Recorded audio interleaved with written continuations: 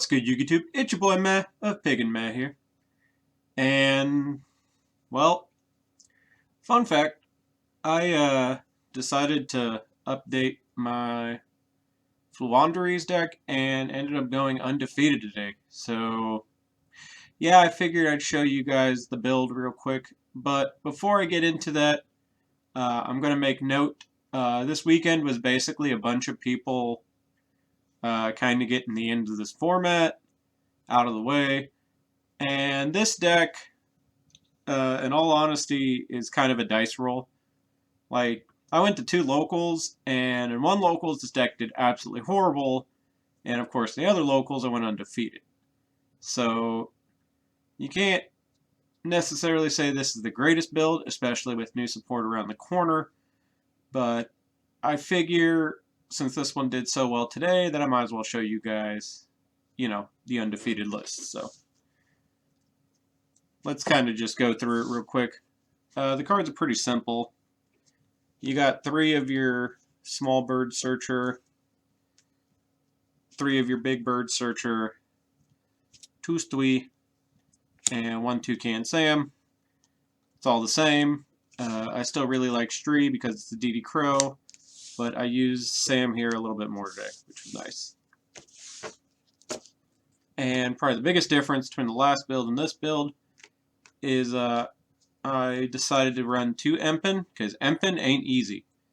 Basically, it's just a floodgate that most people have a really hard time getting around.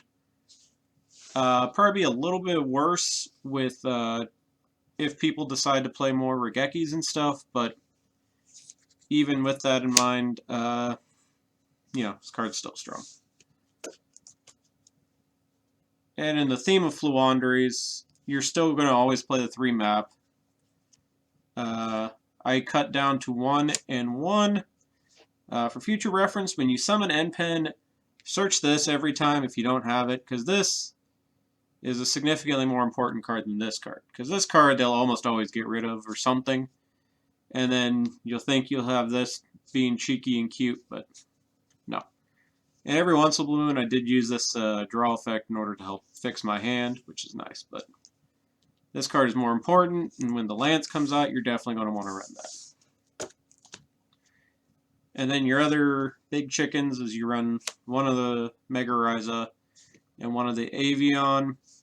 They both do what they need to do. You're probably better off usually bouncing himself with his effect in most instances, to be honest, so you can keep looping him over and over again. But, yeah, it's kind of whatever. And then, of course, you still run the barrier statue of the Stormwinds.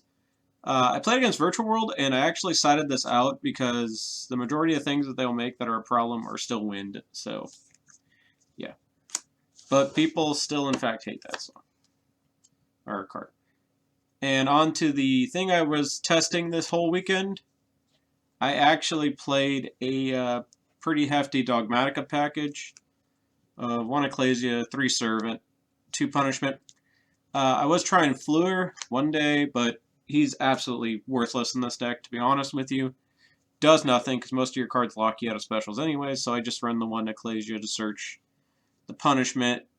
And this just makes your extra deck kind of a toolbox, even more so. And obviously this card's going to 1, but you have new cards that are coming, or not 1, this is going to 2.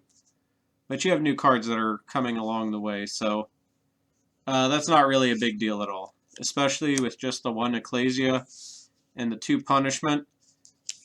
Yeah, probably not even affected by that in the slightest. Still, triple X Strav, triple duality. Yeah, this is fantastic.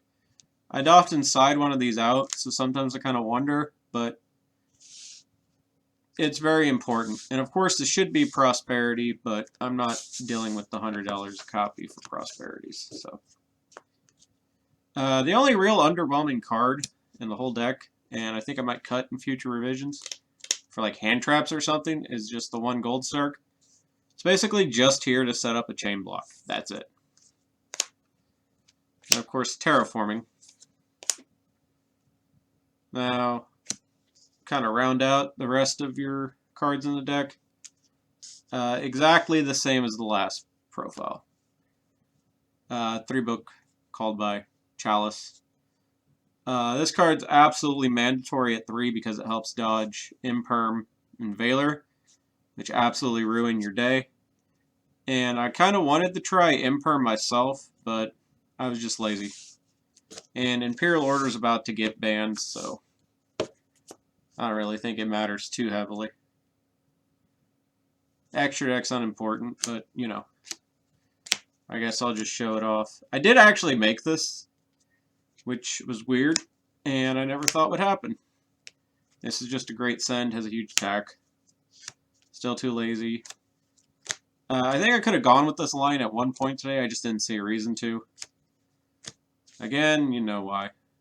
Probably the card you actually use the most. Frere Jacques was the second one I used the most off of my Nadirs because I just wanted to mulligan my hand and fix it. The 1 Omega, and then I just threw this in because I tried to run the Titaniclad, but it was kind of worthless, so I just replaced it with another graveyard effect. That's it. Your extra deck, it matters, but it doesn't matter enough. I guess for side deck, there's the one Simorg. Dark Simorg. Yeah, I don't know. I understand why you side him, but he did nothing. The card that did do something, Triple Dimension Shifter, and 2 Nabil. These are here so I have some form of interaction, because I know game 2 they're not letting me go first. And this is absolutely insane turn 0 in that instance. So, yeah, pretty much any game I drew this, I basically won and ruined the other guy's life. And Nabil is because they just don't play around it. So it's like, oh, okay, I'm just going to wipe the whole board. This is just... I took these from the main, moved them to the side. These could be Twin Twisters too. Or Evenlies, I don't know. But this card's real good. I actually played against Generator, which was weird. Kind of the one instance where that's the most optimal. These 2 cards are pretty good.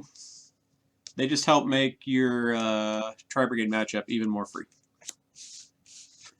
What makes a lot of matchups free, if you can resolve it, is 3 copies of Harpy's Featherstorm. So one match, a guy decided to use his red reboot on my Dogmatika punishment, and I ended up setting the storm. He didn't kill me, and the next turn I turned off everything that he could do to me, and then just proceeded to ruin his life. Yeah. Pretty simple and straightforward deck, really. If you lose the dice roll, you are not going to have a good time. And it's still highly, highly susceptible to 1 Veiler or 1 Imperm or whatever. But they have support coming, and it's not super expensive, maybe minus the Mega Ryza. But